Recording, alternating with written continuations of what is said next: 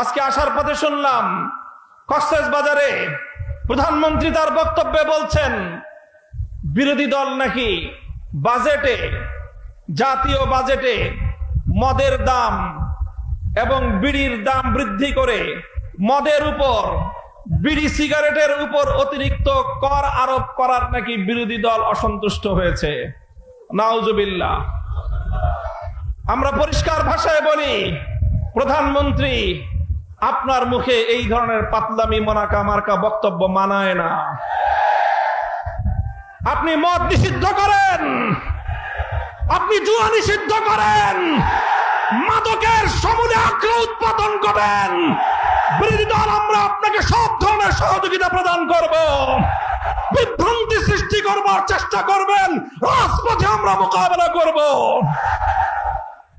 আপনি এভাবে একের পর এক বিভ্রান্তি তৈরি করছেন। আপনি বলছেন জুলাই সনদ অক্ষরে অক্ষরে বাস্তবায়ন করবেন। আপনি জুলাই সনদকে বাস্তবায়ন করবেন না, আপনারা আপনাদের নোট অফ ডিসেন্ট বাস্তবায়নের মাধ্যমে একদলীয় বাকশালী শাসন কায়েম করবার চেষ্টা করেন। আমাদের পরিষ্কার বক্তব্য, গণভোটের মাধ্যমে বাংলাদেশের 70% মানুষ যে ম্যান্ডেট প্রদান করেছে, সংবিধান সংস্কারের মাধ্যমে সংবিধান সংস্কার পরিষদ গঠন করে সেটাই বাস্তবায়ন করার জন্য যা করতে হয় বিরোধী দল আন্দোলনের মাধ্যমে আদায় করে ছাড়বে ইনশাআল্লাহ। সংগ্রামী সাথী ও বন্ধুগণ, আমার সর্বশেষ বক্তব্যের পয়েন্ট হলো, যে আধিপত্যবাদের বিরুদ্ধে, যে দিল্লির দাসত্ব এবং গোলামীর শৃঙ্খলকে ভেঙে 2024 সালের জুলাই যোদ্ধারা বাংলার মাটিতে নতুন স্বাধীনতার সূর্য ছিনিয়ে এনেছে, আজ বাংলাদেশের দুর্বল পররাষ্ট্রনীতির কারণে আবার সেই স্বাধীনতার সূর্য বাংলার আকাশ থেকে অস্তমিত যাওয়ার উপক্রম হয়েছে। সীমান্ত বন্ধ হচ্ছে, আর আমাদের শিলংয়ের মন্ত্রী সাহেব তিনি শিলংয়ে আমাদের সীমান্তে হত্যাকাণ্ডকে ঘুরিয়ে পেঁচিয়ে বৈধতা দেওয়ার অপচেষ্টা চালাচ্ছেন। তিনি বলছেন যে অবৈধভাবে সীমান্ত পাড়ি দেওয়ার সময় হত্যা করলে সেটা নাকি সীমান্ত হত্যা নয়। আমরা জনাব সালাউদ্দিন সাহেব স্বরাষ্ট্রমন্ত্রীর বক্তব্যকে ঘৃণাভরে প্রত্যাখ্যান করি। আমরা আমাদের সীমান্তে নিরাপত্তা প্রতিষ্ঠা দেখতে চাই। বিজেপি বাহিনীকে বলবো, বাংলার মানুষ তোমাদের সাথে আছে, বীর বিক্রমে আমার বাংলার প্রতি ইঞ্চি মাটির স্বাধীনতাকে তোমরা রক্ষা করবে। আমার সর্বশেষ বক্তব্য, আপনারা দেখেছেন সাম্প্রতিক বাংলাদেশের জন্য ভারতীয় আধিপত্যবাদ প্রতিষ্ঠার সর্বশেষ এজেন্ডা হিসেবে বিজেপির একজন রাজনৈতিক ব্যক্তিত্বকে বাংলাদেশে তাদের কূটনীতিক হিসাবে প্রেরণ করা হয়েছে। তিনি বাংলাদেশে এসে 140 কোটি আর বাংলাদেশের 20 কোটি মিলিয়ে 160 কোটির এক আকাশ আর এক বাতাসের গান গেয়েছেন। গল্প মনে পড়ে যায়, ছোটকালে আমরা পড়েছিলাম, কুকুর এসে, শৃগাল এসে মোরগের সাথে বন্ধুত্ব পাতাতে চায়।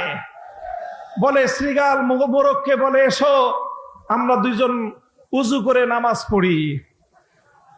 উজু করে নামাজ পড়ার বাহানায় শৃগাল মোরগকে ভক্ষণ করবে, এই হলো তার প্রত্যাশা।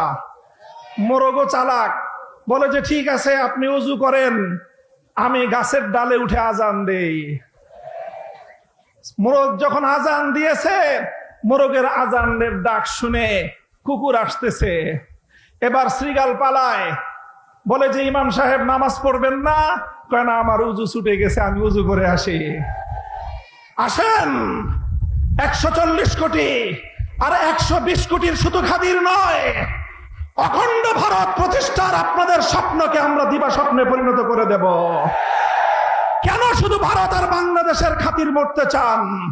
আমরা বলতে চাই, সেই মুসলিম শাসন আমলের আফগানিস্তান থেকে শুরু করে পাকিস্তান সহ কাশ্মীর সহ স্বাধীন বাংলাদেশ সহ গোটা উপমহাদেশ জুড়ে যদি আমাদের বাংলাদেশের স্বাধীনতার উপর হস্তক্ষেপ করতে চান, যদি মুসলমানদের স্বার্থকে যদি আপনারা গিলে খাওয়ার চেষ্টা করেন, গোটা উপমহাদেশ জুড়ে মুসলিম জাগরণ হবে, ভারত ভেঙ্গে খান খান হয়ে যাবে। ইনশাআল্লাহ বাংলাদেশের স্বাধীনতা অক্ষুণ্ণ থাকবে। বাংলাদেশের স্বাধীনতার উপর যদি, সার্বভৌমত্বের উপর যদি কোনো আঘাত আসতে চায়, সে হাত আমরা ভেঙ্গে গুড়িয়ে দেব ইনশাআল্লাহ। বাংলাদেশের স্বাধীনতার অতন্দ্র প্রহরী হিসাবে দেশের স্বাধীনতা রক্ষা করার জন্য এবং 24 জুলাই বিপ্লবের ভিত্তিতে 47, 71, 24 চেতনার ভিত্তিতে আগামীর বাংলাদেশ গড়বার চলমান সংগ্রাম ইনশাআল্লাহ গন্তব্যে পৌঁছা পর্যন্ত রাজপথে থেকে আন্দোলন করতে প্রস্তুত থাকবেন তো? নাসরুম মিনাল্লাহি ওয়া ফাতহুন করিব। আসসালামু আলাইকুম ওয়া রাহমাতুল্লাহ।